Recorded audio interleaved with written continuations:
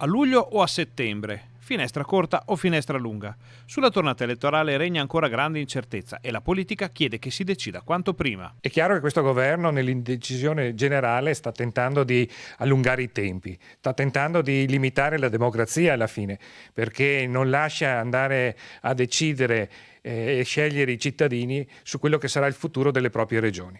Una regione come il Veneto che ha bisogno di certezze, di tempi certi e soprattutto di un rilancio dell'economia, e in questo momento serve anche certezza in quello che sarà il suo futuro a livello governativo. I tempi del voto sono legati anche a rischi sanitari. Spero che ci sia veramente da parte delle istituzioni la consapevolezza che il prima possibile dobbiamo andare a votare, anche visto il rischio di una ricaduta del contagio del coronavirus e quindi addirittura una possibilità di rinvio ulteriore delle elezioni. Penso che a settembre, il prima possibile, dobbiamo andare a votare, al di là poi del periodo estivo e a quelle che sono sicuramente difficoltà anche logistiche di una campagna elettorale che però dovrà premiare soprattutto quei candidati che hanno lavorato nel territorio e che sono già conosciuti dai cittadini.